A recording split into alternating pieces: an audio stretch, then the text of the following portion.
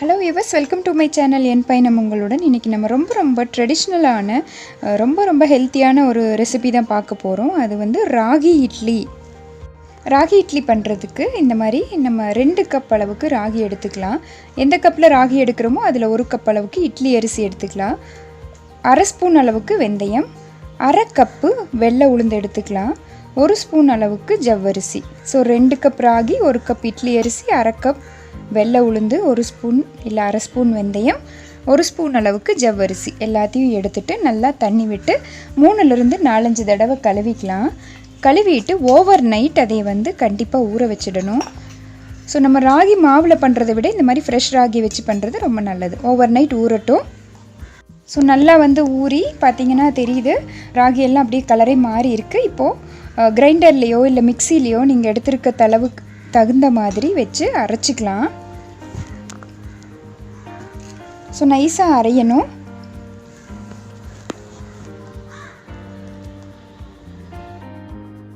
நல்லா வந்து நைஸாக ஆகிற ஸ்டேஜில் கல்லுப்பு போட்டு அதையும் அரைச்சிக்கலாம். ஸோ நல்லா அரைச்சிக்கலாம். நைஸ் ஆகிடுச்சு. இந்த ஸ்டேஜில் உப்பும் விட்டு நம்ம நல்லா அரைச்சிக்கிறோம்.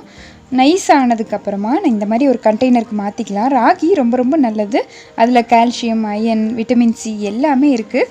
அதை விட முக்கியமான விஷயம் நிறைய அமினோ ஆசிட்ஸ் கூட இருக்குது. இப்போ இந்த மாதிரி கண்டெய்னரில் பாதி அளவுக்கு எடுத்துக்கணும். ஏன்னா புளிச்சு மேலே வரும் இல்லையா, அப்படியே ஒரு 2 மணி நேரம் வெளியே வச்சிடலாம். வெயிலாக இருந்தால் 1 மணி நேரம் வச்சா போதும். ஸோ இந்த மாதிரி நல்லா பொங்கி வந்திருக்கு. நான் புளிச்சதான் எடுத்து ஃப்ரிட்ஜில் வச்சுட்டேன். இப்போது இட்லி தட்டில் எண்ணெய் தடவியாச்சு. எண்ணெய் தடவி அந்த மாவை வந்து இதில் வார்த்து எடுத்துக்கலாம். அது மட்டும் இல்லாமல் ராகியில் வந்து எப்போவுமே நம்ம இளமையாக இருக்கிறதுக்கான நிறைய சத்துக்கள், அமினோ ஆசிட்ஸ் எல்லாமே வந்து இருக்குது. ஸோ இப்போ இட்லி பாத்திரத்தில் வச்சாச்சு. இது நல்லா வேகட்டும். பாருங்கள், இப்போ ஒரு ஸ்பூனில் வந்து வச்சு குத்தி எடுத்து பார்ப்போம்.